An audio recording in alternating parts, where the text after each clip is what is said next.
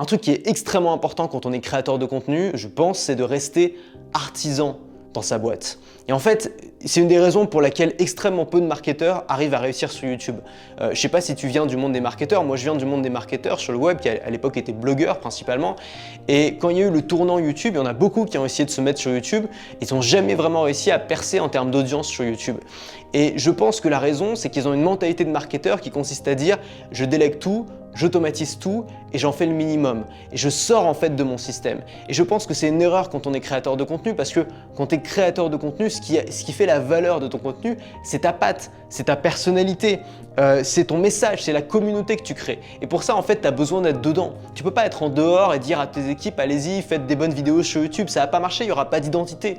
Ce qui marche sur YouTube, c'est quand il y a une identité forte, quand il y a quelqu'un qui est là, qui monte sa tête, qui s'engage, qui prend des risques, qui transmet son message, qui confronte ses idées au monde réel. C'est ça que les gens aiment, c'est ça qui marche sur YouTube. Faut pas penser que sur YouTube, il faut faire du buzz pour que ça marche, c'est pas vrai. Sur YouTube, il suffit de faire des vidéos intéressantes. Moi, je suis des tas de créateurs qui font des centaines de milliers de vues en passant 20 minutes, 30 minutes devant leur caméra à expliquer un truc. Mais pourquoi ça fait de la vue? Parce que ça intéresse les gens et ça leur apporte de la valeur, parce que les gens restent devant la vidéo. C'est ça qu'il faut essayer de faire. Il faut faire de la vidéo devant laquelle les gens ont envie de rester. Donc il faut apprendre à travailler sur son discours davantage que sur les hacks. Il y a un truc qu'il faut vraiment comprendre sur la vidéo, c'est qu'il n'y a pas de hack dans la vidéo, il n'y a pas de hack pour YouTube. Et ça, c'est un truc qui rend fou les marketeurs parce que les marketeurs adorent les hacks. Pour YouTube, il n'y a pas de hack. Il suffit de faire des vidéos qui intéressent les gens, sur des sujets qui intéressent les gens et d'en faire beaucoup et d'en faire régulièrement. C'est tout. Et je sais que c'est chiant d'entendre ça, mais la seule façon de devenir bon là-dedans, c'est de faire du contenu quotidien, c'est de s'entraîner, c'est de faire les fameuses 10 000 heures. On dit que quand on passe 10 000 heures à faire quelque chose, on devient un prodige. Si tu passes 10 000 heures à créer du contenu, qu'est-ce que tu crois qu'il va se passer? Tu crois que ton millième contenu il va être aussi nul que le premier? Tu crois que tu ne vas pas progresser? Tu crois que tu ne vas pas développer des automatismes? Tu crois que tu ne vas pas développer une sorte de talent naturel? Les gens après vont venir te voir et vont dire mais tu as tellement de chance d'avoir ce talent. Et toi tu vas rigoler en disant ouais, j'ai passé 10 000 heures à bosser dessus, quoi. C'est peut-être un peu ça. Et c'est pour ça aussi qu'il faut aimer ça, c'est pour ça qu'il faut rester artisan.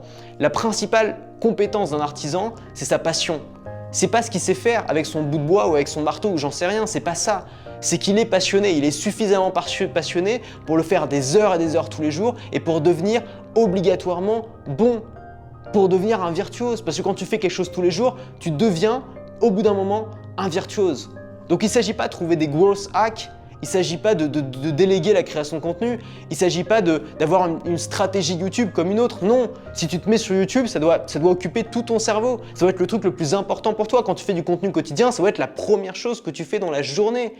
Ou en tout cas, si ce n'est pas la première chose, la chose qui est la plus importante de ta journée. C'est ça le secret en fait. Les gens cherchent un hack, cherchent une technique magique sortie de nulle part. Ça n'existe pas.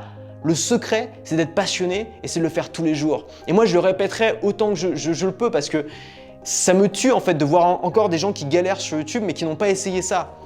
Je vais te le dire honnêtement, tous les gens que je connais qui font du contenu quotidien et qui sortent des produits de manière régulière, donc on va dire au moins une fois par mois, gagnent leur vie au moins confortablement avec ce qu'ils font. Tous. Je connais aucun qui fait ça depuis au moins 1 an et qui ne gagne pas sa vie avec son contenu. Qu'est-ce que t'attends?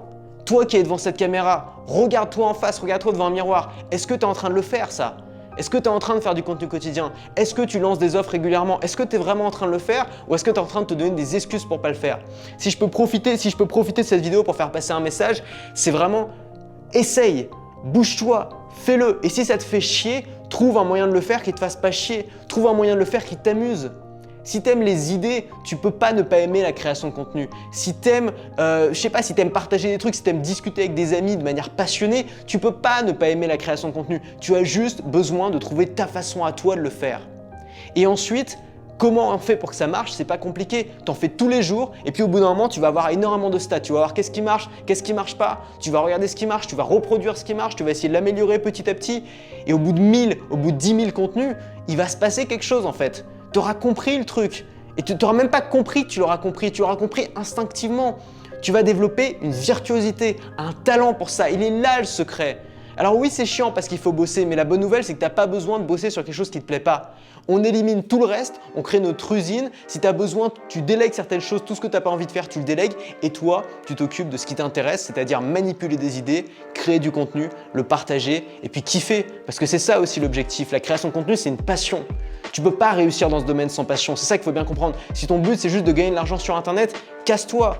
T'es pas le bienvenu sur mes vidéos parce que tu vas rien apprendre qui va t'aider dans mes vidéos.